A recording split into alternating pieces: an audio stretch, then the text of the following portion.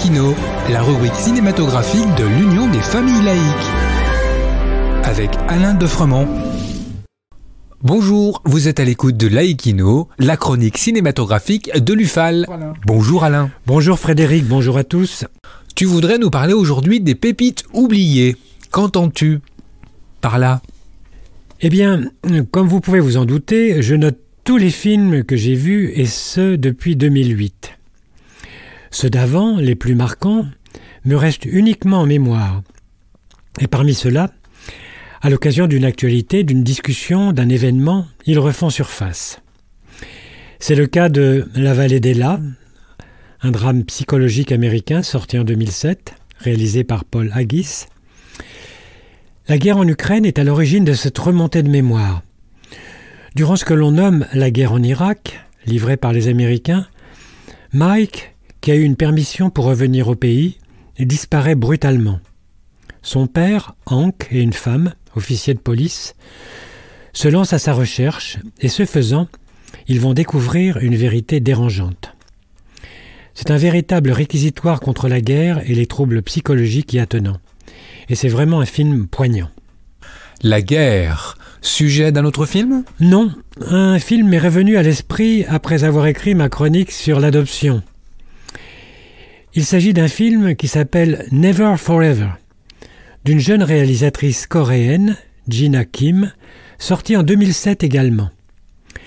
Elle nous dresse le portrait d'une femme new-yorkaise, Sophie, mariée à un Coréen, Andrew. Tous deux bien intégrés à la société et à la vie new-yorkaise, le couple est confronté au problème de l'infertilité de Andrew.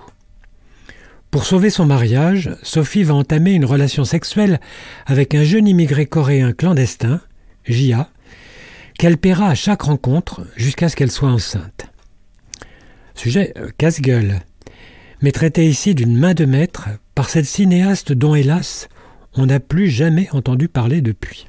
Et quid du troisième ? Il m'est revenu lorsque j'ai recherché la date à laquelle j'avais décidé d'acheter la carte Gaumont Pâté illimitée.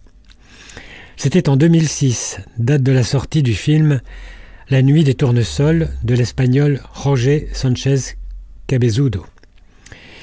Dans les Pyrénées espagnoles, un représentant de commerce en aspirateur sillonne la région. Nous apprenons, avec lui, aux informations télévisuelles, le meurtre et le viol d'une jeune femme en pleine campagne. La région est bouleversée, d'autant que peu après, une autre jeune fille y est agressée.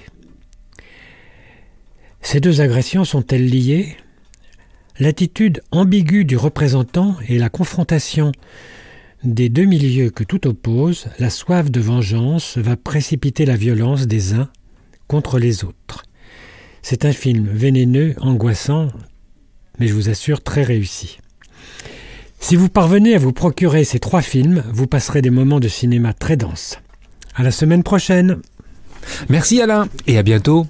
En attendant de nous retrouver, n'oubliez pas notre émission de balado-diffusion sur laicidadufal.org ainsi que sur notre site ufal.org. Pensez aussi que nos activités ne sont possibles que grâce à vos dons et vos adhésions. À bientôt sur Laïkino. C'était Laïkino, la rubrique cinématographique de l'Union des familles laïques. Retrouvez toutes nos rubriques Laïkino et l'ensemble de nos balados-diffusions sur lufal.org.